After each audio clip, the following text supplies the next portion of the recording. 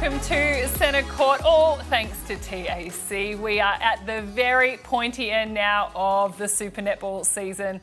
And of course, joining me, but not in the studio, she's now arrived back in Victoria, but has to quarantine. Just another thing this season is throwing up at all of our athletes. Ash Brazil, welcome to Centre Court. Thanks, Fee. It's good to be home, but gutted I can't be with you again. Oh, man. Another couple of weeks, 14 days that you have to spend in quarantine. Surely that's not what you were expecting when you could finally get home. No, it definitely wasn't. And I think when we look at our season and we actually add up how many weeks we're away for, I think it was 8 or 9 weeks. So really, what's another 2 weeks? But yeah, to be honest, it's great to be home, especially like not just for me, but for Brooke and Louis being back in our own space, Louis having his own toys again. We're happy to be home, and 2 weeks, it is what it is.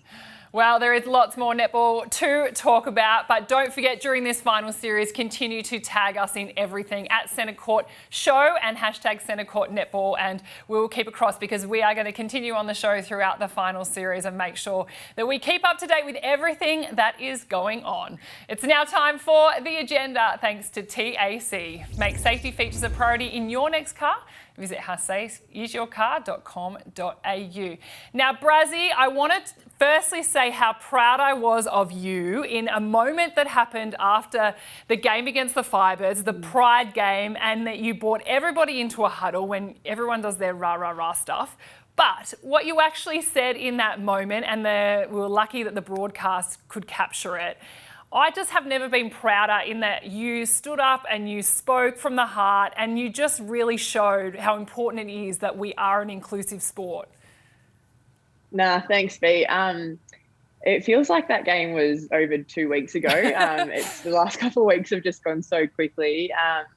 But to the Firebirds' credit, they're the ones that organised the Pride round.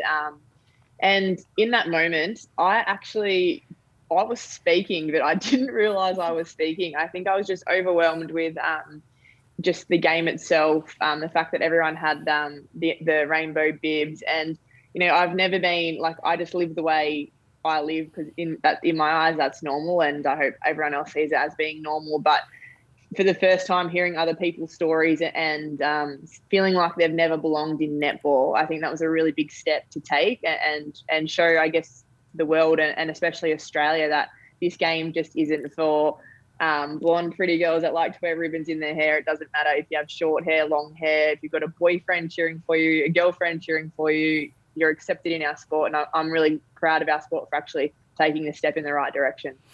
Let's talk about the most recent games that have happened because, you know, round 13 and 14, it just kind of zoomed past because everything was trying to get done quickly.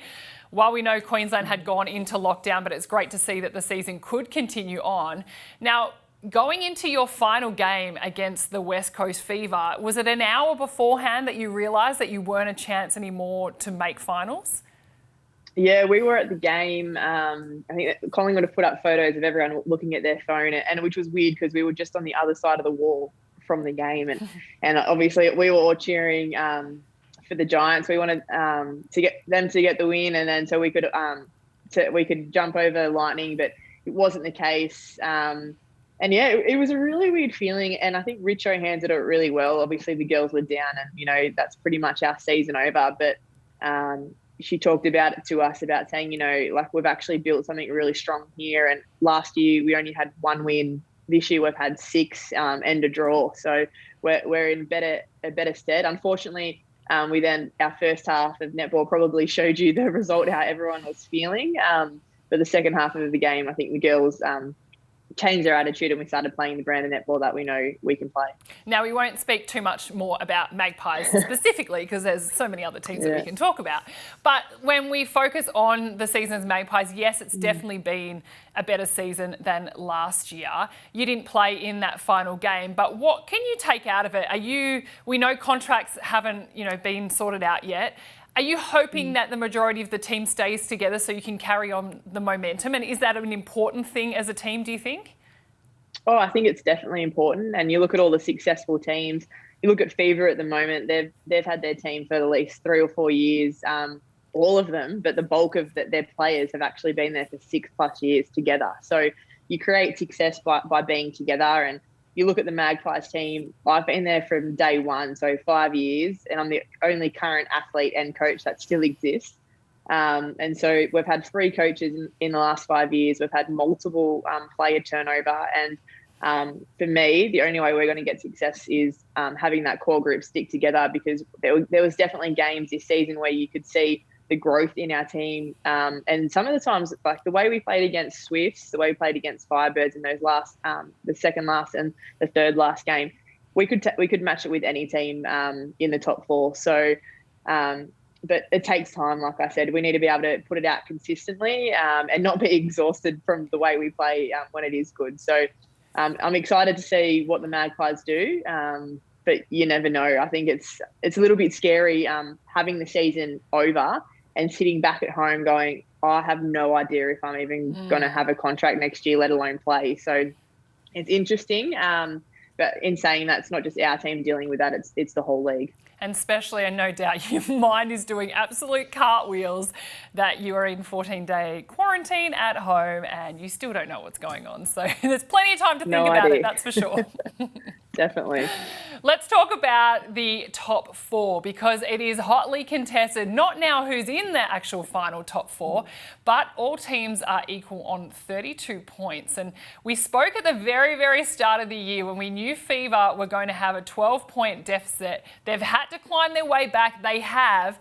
And the one thing they got to keep the whole season was that percentage. And if you look at the ladder right now, their percentage at 118, it really is huge compared to all of the other teams in the top 4. That could turn into a real advantage for them in finishing in one of those first or second spots. And we know how crucial it is to get that second chance.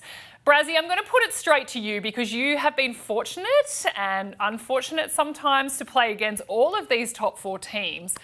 I want to know, which team do you find the hardest to come up against in that top 4?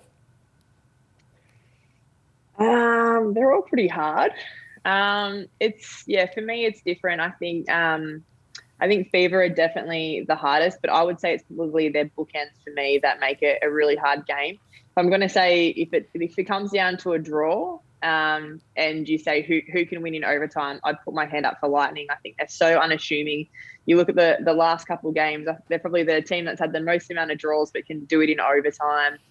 You think you're on top of them, but they're just that pest that don't go away. The grand final that they played Fever in, they were down all 3 quarters and they beat them in the last quarter to win the grand final. So, yeah, I think it's going to be tough. As much as I say that Lightning for me is the team that never go away, I still think Fever they're in the best spot to win. They're so hard to beat. I think Courtney Bruce is absolutely on fire at the moment. And my favourite player in the league at the moment is Sunday Ariane. She's just unbelievable. So great to watch. So that defensive end for me, they're pretty scary. So you're saying it's Fevers to lose? It is Fevers to lose, and if Lightning win, then it's going to be the best underdog grand final we've ever seen. Actually, talking about the Lightning, we know they had a awesome clash against the Giants. It went into extra time. The Giants rely so heavily on that super shot to even get them into that extra time. I think seven super shots to none to the Lightning, and they managed to get themselves through. Can they rely on the super shot in the finals to carry them through? I think they can, but I think last week's game, or not even last week's, Tuesday night's game is they scored 7 super shots to 0. They got 1 extra super shot in the last 5 minutes of play in overtime, and they still couldn't win. We've talked about the super shot all year with the Giants. They get more than any other team, but they still can't win with it. So it doesn't actually change the results. I can't believe that it was able to even cause a draw. So I think that's the closest result we've seen to change a result. But yeah, maybe they need to be putting up more of them. Is their percentage good enough to keep putting that amount up? Do they just go the ones? I don't know. But for me, I can't see Giants going all the way because of how heavily they rely on that super shot. Yeah, absolutely. They shot at 80% against the Lightning. Dwyer, 6 from 7 super shots. Harton, 2 from 3. Now, round 14 isn't completely over. Probably the best 2 games have been saved to last to sort out this top 4 positioning. Swifts taking on the Lightning, Fever taking on the Giants. This all is happening on Saturday. A huge day of netball and 2 games that you certainly do not want to miss. Who's winning these 2 games? Tipping? No, you tell me, V. It's your turn. It's your turn. I really, Swifts will beat Lightning, I believe, and I think that the Fever will definitely beat Giants. I don't want to take away from the New South Wales Swifts and what damage they can do when they are in hot form, because as much as we have seen them, I commentated the game when they beat the Fever by 1, and there is so much more they can still do. So I really think they've got a belief, and like we spoke about before, a team that have been together for so long, they've had a little bit of success in 2019. I actually think they are going to be very dangerous, and I think if Fever... Whoever wins that first prelim, I think they will want to avoid playing Swifts if that's not them. So, yeah, I really feel like Swifts can do a huge amount of damage in that top 4.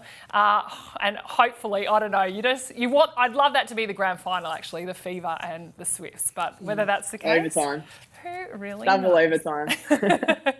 All right. Now, I want to talk to you about Lisa Alexander. She has our former Diamonds coach. We both had her as a coach at the Diamonds. And we've heard around Melbourne especially, she's putting her hand up to be an AFL coach. She wants to be an AFL coach. She said that she really thinks that finally we need to consider a female in that coaching role. I want you to take a listen at what she said on SEN this morning. And what you're doing is you're providing barriers all the time. You're saying why you can't employ women because they haven't had enough experience, because they haven't played the game at the highest level. I've had this discussion about myself in terms of wanting to coach in the AFL men's game. It's not about whether I'm a man or a woman. It's about whether I've got the expertise to coach. Good coaches are able to communicate with their athletes. And I've heard you talk about this many times, Kate. Very strong words from Lisa Alexander. We know that she did put her hand up for the North Melbourne job earlier on in the year, and I don't think she got to the interview process. And probably in Lisa's defence, what doesn't often get covered in the media is she says that the head coaching role should be set up differently. So the head coaching role is more that high performance managing the team and, yes, talking to them, but it's not about the skill development, that you have all your line coaches to work on the skill development and you're bringing it all together and managing everything from the top. And we know that in footy, head coaching often play a part in every single part of the game. And the Magpies need a new coach. Can you see Lisa Alexander getting that job, Braz? Oh, you're throwing the hard questions my way, girl. This is, to be honest, like playing both codes, I think a lot of, like I've grown up playing footy, and I've spent my whole life playing netball. As much as being an athlete, there are definite skills.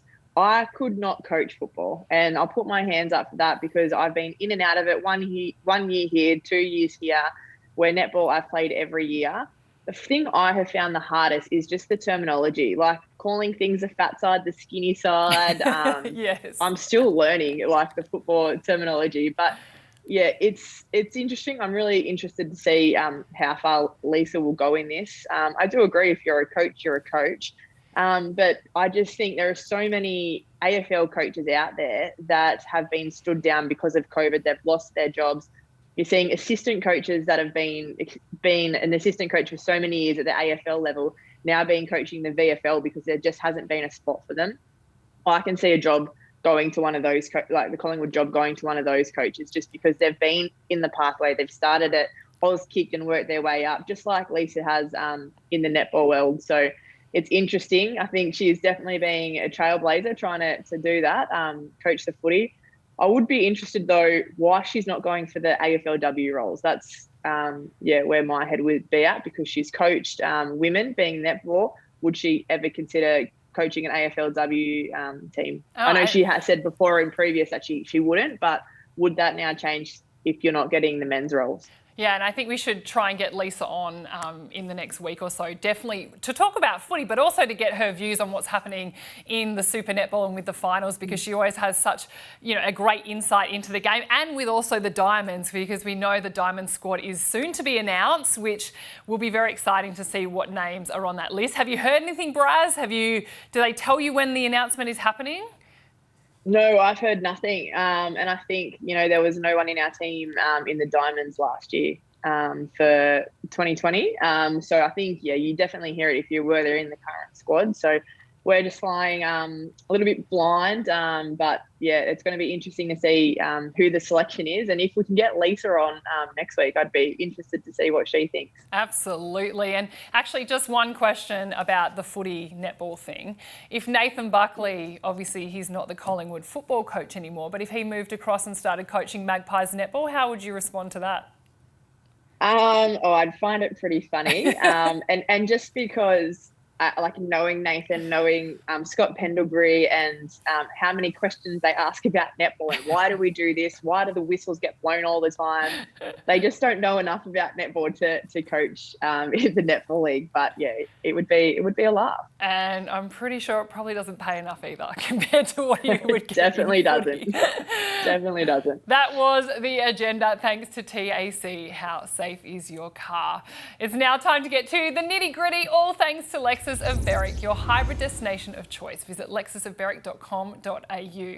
Now, one article that I found so interesting during the week was a Netball Scoop article, and Jenny Sinclair, she always does some incredible interviews and puts them out there online, and I had a fascination in reading this one. It was with an interview with Annie Sargeant and talking about her role. Obviously, she's been a player, she does a lot of coaching herself, but one huge role that she has, other than commentating the game, is being an Australian selector.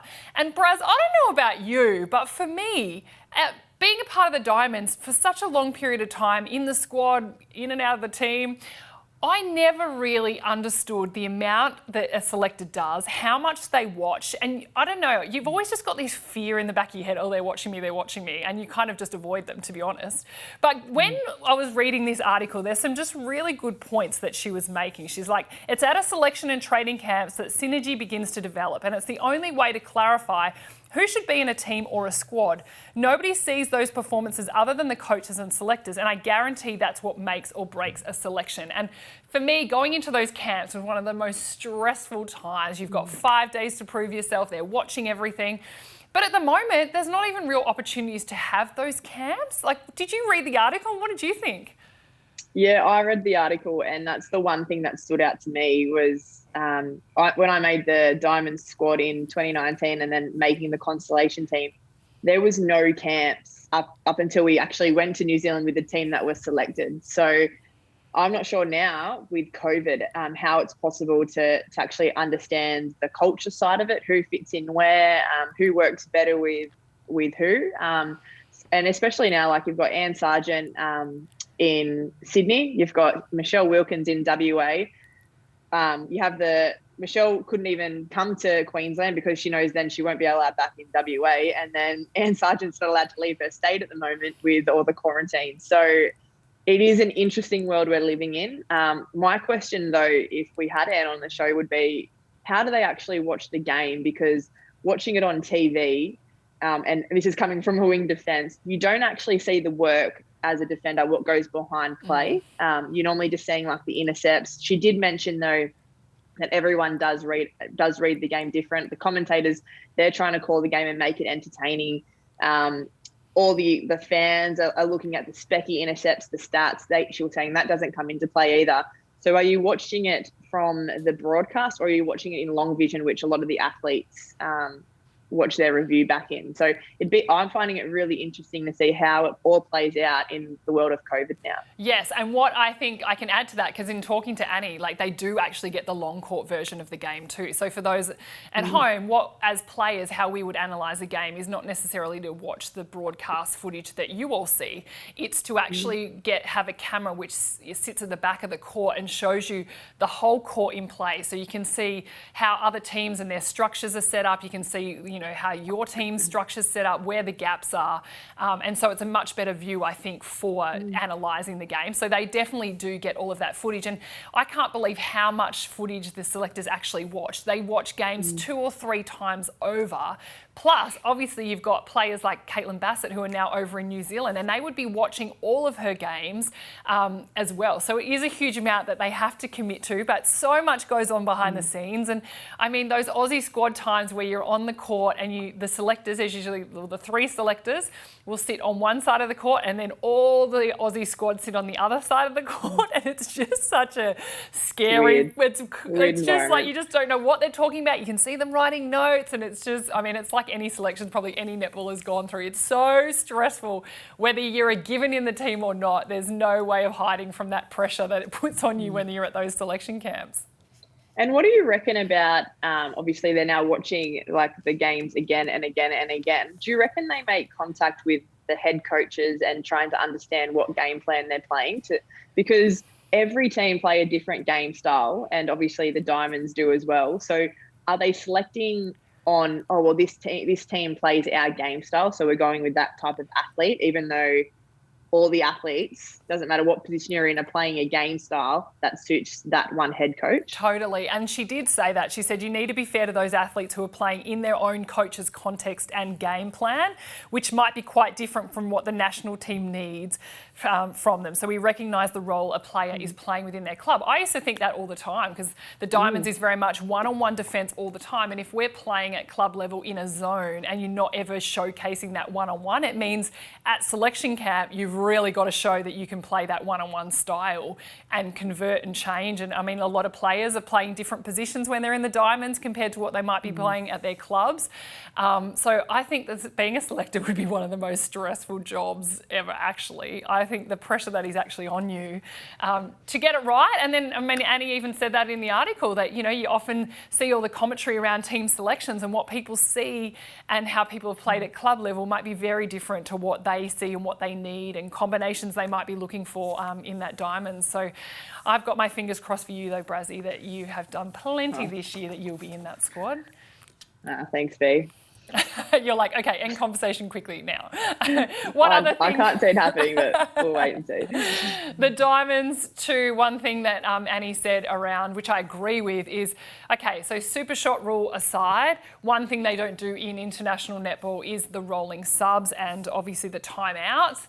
And, why isn't that included in international netball? To me, that just seems like a no-brainer that we should be bringing that into our game to continue to evolve the game. But also, we've seen what rolling subs does. It gives so many people an opportunity to get out there, and the game plan changes because you can put people on and off the court at different times if things aren't working. Do you agree? Do you think that's something that should be included, Braz? Oh, I would love to see rolling subs. One, because teams don't really play it. So when it does happen, doesn't happen every centre pass. It's just that one quick change. And what I don't agree with is calling a time out because you're a fake injury, like to get off the court. Because in the end, if a player's not doing their role or they're getting beaten, which happens, like it's netball, it's sport, if you're going to pull your player off, you're not going to wait 15 minutes to then make a scoreline blowout. So, of course, especially at international, the coach is going to signal you.